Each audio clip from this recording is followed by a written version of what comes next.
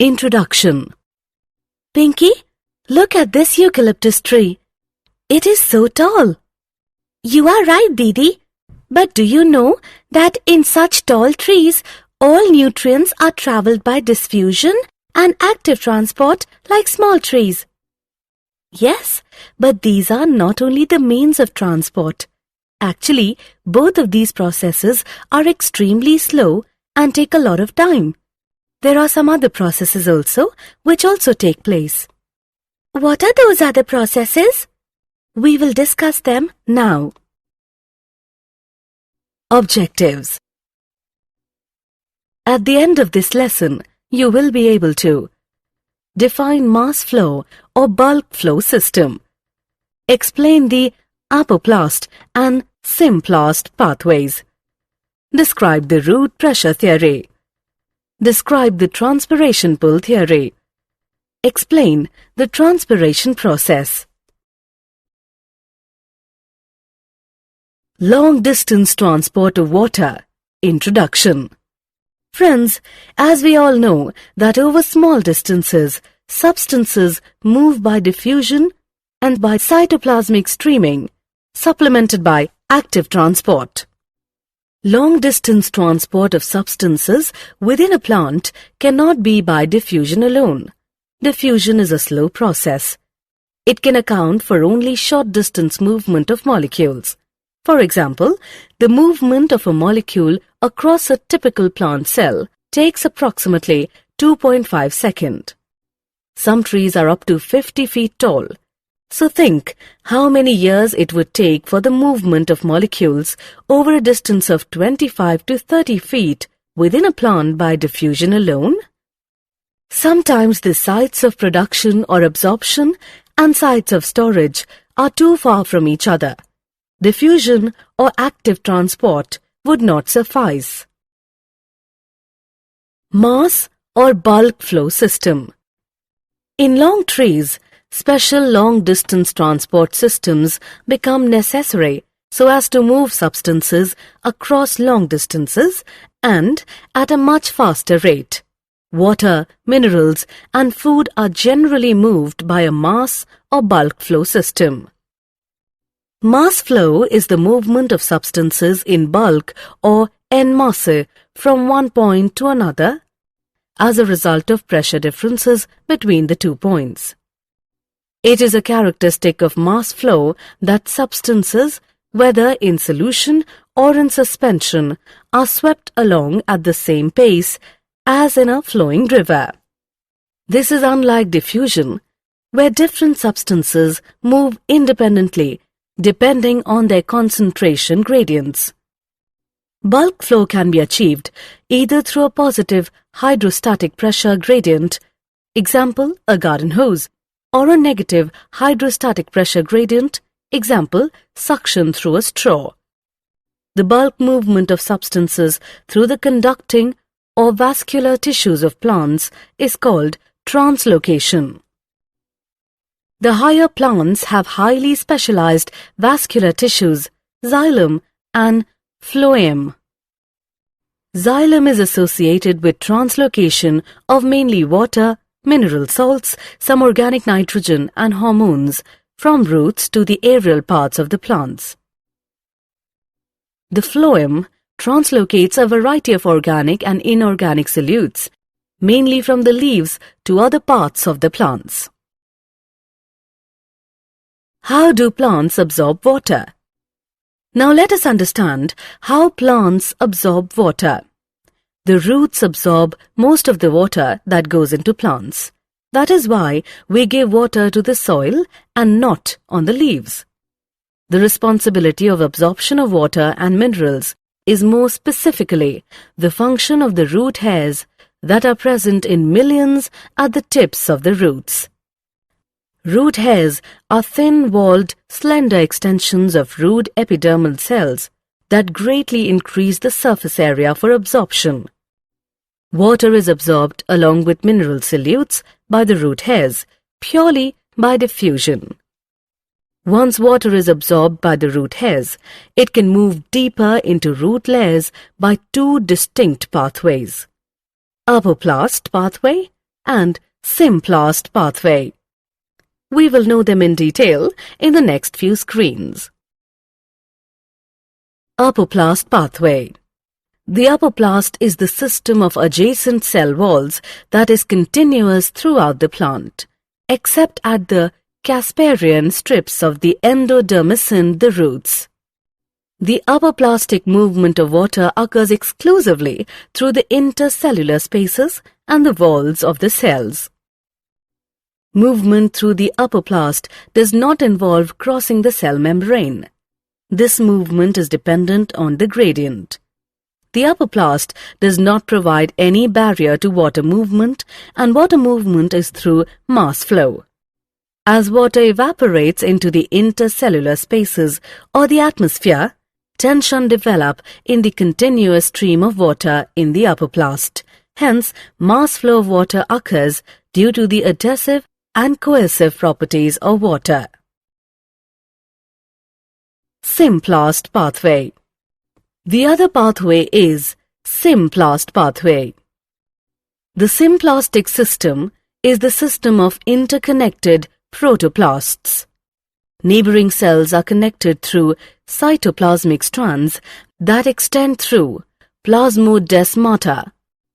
During symplastic movement, the water travels through the cells, their cytoplasm. Intercellular movement is through the plasmodesmata. Water has to enter the cells through the cell membrane, hence the movement is relatively slower. Movement is again down a potential gradient. Symplastic movement may be aided by cytoplasmic streaming. Cytoplasmic streaming is observed in cells of the hydrilla leaf. The movement of chloroplast due to streaming is easily visible. Apoplast and symplast pathways. Most of the water flow in the roots occurs via the apoplast, since the cortical cells are closely packed and hence offer no resistance to water movement. However, the inner boundary of the cortex, the endodermis, is impervious to water because of a band of suberized matrix called the Casparian strip. Water molecules are unable to penetrate the layer, so they are directed to wall regions that are not suberized into the cells proper through the membranes. The water then moves through the symplast and again crosses a membrane to reach the cells of the xylem. The movement of water through the root layer is ultimately symplastic in the endodermis. This is the only way water and other solutes can enter the vascular cylinder. Once inside the xylem, water is again free to move between cells as well as through them. In young roots, water enters directly into the xylem vessel and/or tracheids. These are non-living conduits, and so are parts of the apoplast. Do you know that some plants have additional structures associated with them that help in water and mineral absorption? A mycorrhiza is a symbiotic association of a fungus with a root system. The fungal filaments form a network around the young root, or they penetrate the root cells. The hyphae have a very large surface area that absorb mineral ions and water from the soil, from a much larger volume of soil that perhaps a root cannot do. The fungus provides minerals and waters to the roots. In turn, the roots provide sugars and nitrogen-containing compounds to the mycorrhizae. Some plants have an obligate association with the mycorrhizae. For example, pinus seeds cannot germinate and establish without the presence of mycorrhizae. Root pressure theory. Till now we have learnt that how plants absorb water from the soil and move it into the vascular tissues. Now we will learn how this water is transported to various parts of the plant. Various ions from the soil are actively transported into the vascular tissues of the roots. Water follows its potential gradient and increases the pressure inside the xylem. This positive pressure is called root pressure and can be responsible for pushing up water to small heights in the stem. Effects of root pressure is observable at night and early morning when evaporation is low and excess water collects in the form of droplets around special openings of veins near the tip of grass blades and leaves of many herbaceous plants. Such water loss in its liquid phase is known as guttation. The greatest contribution of root pressure may be to re-establish the continuous chains of water molecules in the xylem, which often break under the enormous tensions created by transpiration. Root pressure does not account for the majority of water transport. Most plants meet their need by transpiratory pull. Transpiration pull theory. In transpiration pull theory, most researchers agree that water is mainly pulled through the plant and that the driving force for this process is transpiration from the leaves. This is also referred to as the cohesion-tension transpiration pull model of water transport. Water is transient in plants. Less than 1% of the water reaching the leaves is used in photosynthesis and plant growth. Most of it is lost through the stomata in the leaves. The water loss is known as transpiration. Transpiration. So far we have learnt about water flow pathways and related theories. We now move on to the next topic of this module, transpiration. Transpiration is the evaporative loss of water by plants. It occurs mainly through the stomata in the leaves. Besides the loss of water vapor in transpiration, exchange of oxygen and carbon dioxide in the leaf also occurs through pores called stomata. Normally, stomata open in the daytime and close during the night. The immediate cause of the opening or closing of the stomata is a change in the turgidity of the guard cells. The inner wall of each guard cell towards the pore or stomatal aperture is thick and elastic. When turgidity increases within the two guard cells flanking each stomatal aperture or pore, the thin outer walls bulge out and force the inner walls into a crescent shape. The opening of the stomata is also aided due to the orientation of the microfibrils in the cell walls of the guard cells. Cellulose microfibrils are oriented radially rather than longitudinally, making it easier for the stoma to open. When the guard cells lose turgor due to water loss or water stress, the elastic inner walls regain their original shape. The guard cells become flaccid and the stoma closes. Usually the lower surface of a dorsiventral or often dicotyledonous leaf has a greater number of stomata, while in an isobilateral or often monocotyledonous leaf, they are about equal on both surfaces. Transpiration is affected by several external factors like temperature, light, humidity, wind speed. Plant factors that affect transpiration include number and distribution of stomata, number of stomata open, water status of the plant, canopy structure, etc. Do you know that the transpiration-driven ascent of the xylem sap depends mainly on some physical properties of water? These are cohesion, adhesion, and surface tension.